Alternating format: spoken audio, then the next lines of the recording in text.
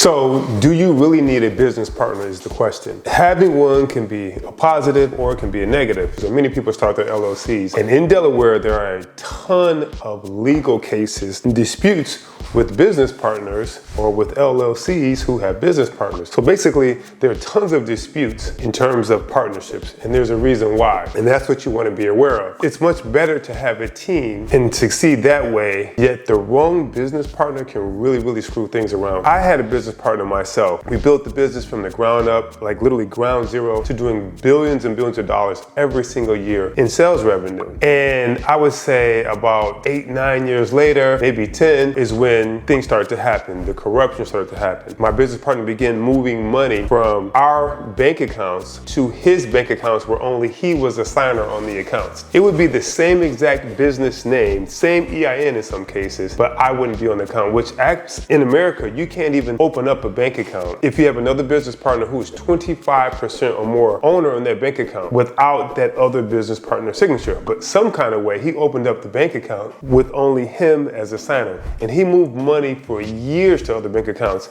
in this manner. And you probably ask yourself, well, how would you not know? Here's where the red flags kick in. The ego tripping, or what I thought was ego tripping, was really doing something schemy. And and sometimes ego can be a part of it because scarcity kicks in and the ego tripping kicks in and the insecurity kicks in. And then, you become envious and jealous of what you see other people doing without really understanding the long-term picture of it, right? And so you want more power and you want more control over things. And sometimes when you see that is a red flag, because no one needs to have control over every single aspect of finance, right? And when you see somebody who's consistently trying to gain control and they don't want you to have control over anything, that is a red flag. You need to check why. Sometimes it's insecurity, sometimes it's because they're doing something that they shouldn't be doing, that they don't want you knowing about. And then he started working with shady attorneys who helped him find legal ways to screw our clients over. He finessed our clients out of their funds, like literally finessed them, because unfortunately a lot of business owners don't really know their numbers.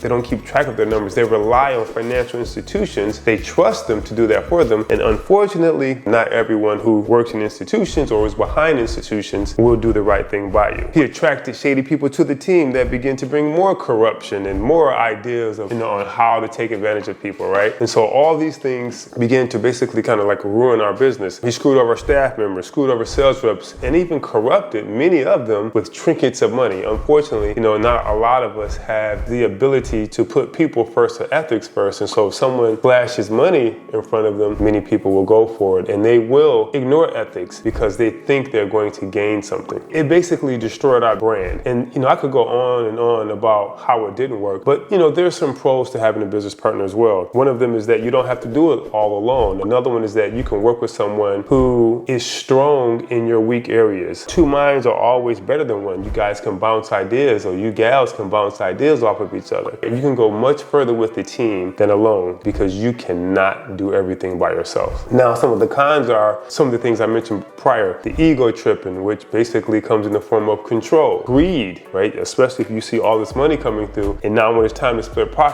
somebody's going to say, I deserve more, I need more, or this is my money, not our money, right? That was a red flag in the very beginning. He would always say things like, I'm in control, I'm in the driver's seat. And I'm like, dude, we're in this together, right? And I thought that I had got that concept into him, or to the point of at least comprehension, but obviously I did not. And then some of the other cons are splitting profits. Are you the kind of person who's okay with making a lower percentage in profits for a bigger payday down the line? Not everybody can see that. And then also some of the cons are trusting without verifying. And so if you must go into partnership, I would suggest that you work with a competent legal professional. Not every attorney is competent, especially in your specific industry. You need to think of all the angles. You need to make them extremely clear what the terms are, and do not rely on trust. And the other thing is you want to have an exit strategy just in case things don't work out. Hope this helps. Be good.